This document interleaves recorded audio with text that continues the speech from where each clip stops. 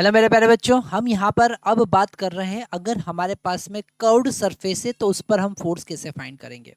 Definitely हमें यहाँ पर इंटीग्रेशन करना पड़ेगा इस कर्व्ड सरफेस पे। जैसे हमारे पास में कोई वाटर हमने यहाँ पर फील कर रखा है, ओके, या कोई भी दूसरा हम लिक्विड की बात कर सकते हैं या कोई फ्लूइड की बात कर सकते हैं, वो यहाँ पर फील्ड है, ओके। और इसके कारण हमको इस कर्व्ड सरफेस पर यहाँ ए से बी तक कर्व्ड सरफेस पर हमको कितना फोर्स लग रहा है वो फाइंड करना पड़ेगा। तो यहाँ पर डेफिनेटली फोर्स जो होगा वो हमको दो पार्ट में रिजॉल्व करना पड़ेगा। हम हॉरिजॉन्टल कंपोनेंट अलग और वर्टिकल कंपोनेंट अलग और फाइनल उसका रिजल्टेंट लेंगे। तो यहाँ पर सबसे पहले हम एक डिफरेंशियल एरिया कंसिडर करेंगे। डिफरेंशियल एरिया होगा डी ए और उस पर कितना प्रेशर लग रहा है पी, ठीक है। और वहाँ पर उसका फिर हम हॉरिजॉन्टल कंपोनेंट लेंगे, ओके। तो यहाँ पर अगर हम हॉरिजॉन्टल कंपोनेंट की बात करें, जैसे ये डी ए जो है, ये जो इंक्लाइंड हमने डिफरेंशियल एरिया कंसिडर किया है, इसके दो कंपोनेंट हो सकते हैं, ये है डी ए और इसका एक वर्टिकल कंपोनेंट हो सकता है डी ए वाई और एक हॉरिजॉन्टल कंपोनेंट हो सकता है डी ए एक्स, ओके। अगर ये एंगल थीटा है तो डेफिनेटली अगर हम डी ए वाई फाइंड करेंगे तो वो होगा डी ए साइन थीटा, और अगर हम हॉरिजॉन्टल कंपोनेंट देखेंगे तो वो होगा डी ए कॉस थीटा। ऐसे हम दो पार्ट में उसे डिवाइड कर सकते हैं। अगर हमको हॉरिजॉन्टल फोर्स निकालना है, हॉरिजॉन्टल फोर्स निकालना है तो हम ये जो हॉरिजॉन्टल जो वर्टिकल वर्टिकल वॉल है या जो वर्टिकल एरिया है, इसमें हम वहाँ के प्रेशर का मल्टीप्लाई करेंगे और वो हो जाएगा डी ए वाई, मतलब कि P। अब आप यहाँ पर समझ सकते हैं कि जो वर्टिकल सरफेस है, ठीक है, जो सरफेस वर्टिकल है उसको हमने वैसे यहाँ पर डी ए एक्स लिखना चाहिए था क्योंकि इसका डायरेक्शन तो एक्स ही होगा, और इसको डी ए वाई लिखेंगे हम क्योंकि इसका डायरेक्शन वाई है, ठीक है। इसका डायरेक्शन किधर होगा? इसका डायरेक्शन होगा इस एरिया के परपेंडिकुलर, तो वो एक्स कंपोनेंट। तो यहाँ पर डी ए एक्स लिखेंगे हम और P into D A sine theta हमको मिलेगा, ठीक है। अब यहाँ पर हम इसे इंटीग्रेट करेंगे क्योंकि यहाँ पर अभी तो डिफरेंशियल फोर्स मिला था। अगर हम इसे इंटीग्रेट करेंगे तो हमको टोटल फोर्स मिलेगा। Same as it is D F Y की अगर हम बात करें, ठीक है, मतलब कि वर्टिकल कंपोनेंट की बात करें या y लिख सकते हैं या फिर v लिख सकते हैं, वो होगा p into D A into cos theta, और इसे हम इंटीग्रेट करेंगे, ठीक है। तो यहाँ पर इंटीग्रेशन के कॉन्सेप्ट की हेल्प से हम कर्व्ड सरफेस पर एरिया टोटल फोर्स फाइंड करेंगे, और टोटल रिजल्टेंट फोर्स फाइंड करने के लिए हम क्या करेंगे? हॉरिजॉन्टल फोर्स का स्क्वायर प्लस वर्टिकल फोर्स का स्क्वायर और इसका रूट, ठीक है। एक न्यूमेरिकल करेंगे तो हमको और इजीली क्वेश्चन समझ में आएगा। यहाँ पर हमारी स्क्रीन पर नेक्स्ट क्वेश्चन है। क्वेश्चन में गिवन है water is retain by curved surface curved gate A B. हमको यहाँ पर ए बी ये कर्व्ड गेट दिख रहा है। Compute the horizontal and vertical component of resultant hydrostatic pressure distribution on gate A B, ठीक है। हमको हॉरिजॉन्टल और वर्टिकल कंपोनेंट फाइंड करना है, ठीक है।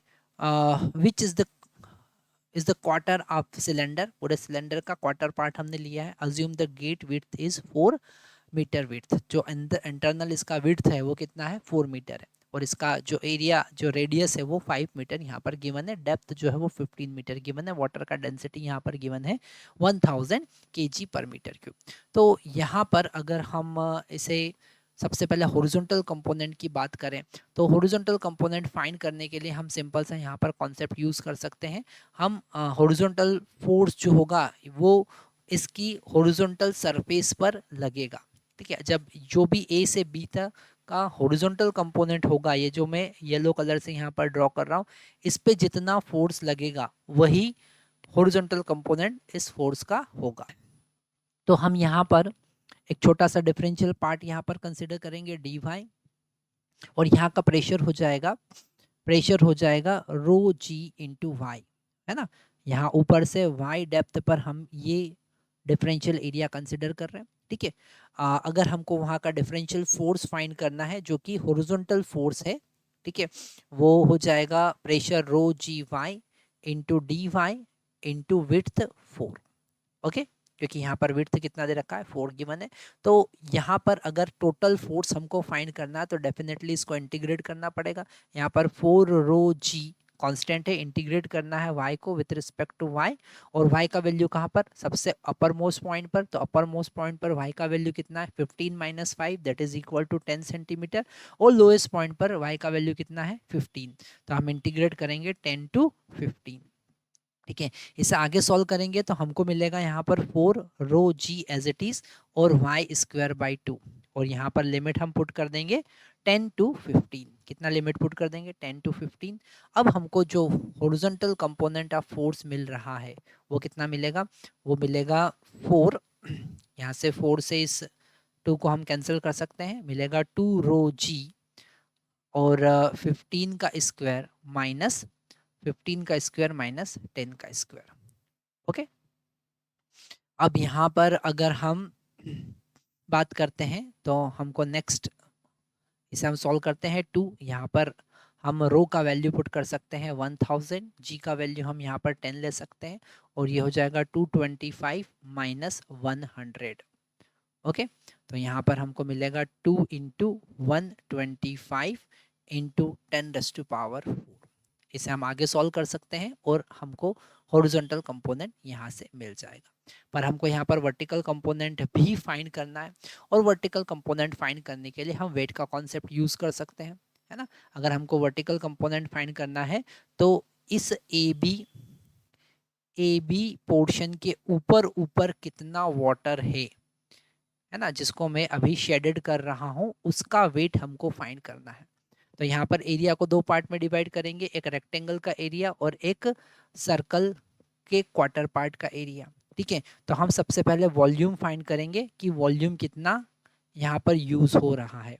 तो वॉल्यूम होगा area A1 plus area A2 into width 4। ठीक है, अब हम यहाँ पर एरिया A1 निकालेंगे तो रेक्टेंगल का एरिया है जो कि है 10 इंटू 4।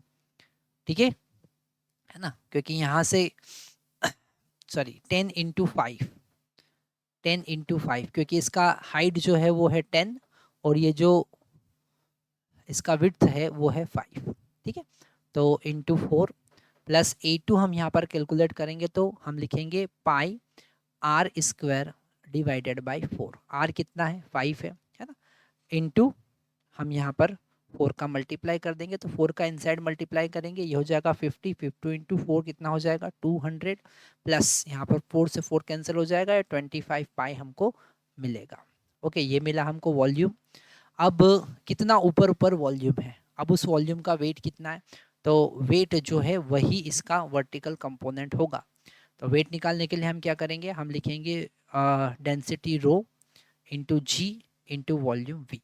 ठीक है, तो डेंसिटी हमको पता है 1000 है, जी का वैल्यू हम 10 पुट करेंगे और वॉल्यूम हम यहाँ पे निकाल चुके हैं, दैट इज 200 प्लस 25 पाई। ठीक है, इसे हम आगे सॉल्व कर सकते हैं। इतने न्यूटन का फोर्स वर्टिकल डाउनवर्ड लगेगा, और टोटल फोर्स अगर वैसे पूछा नहीं है टोटल फोर्स, पर वो भी हम फाइंड यहाँ पर कर सकते हैं। इसे जरूर नोट डाउन कर लीजिए, इस टाइप के क्वेश्चन बड़े इंटरेस्टिंग होते हैं।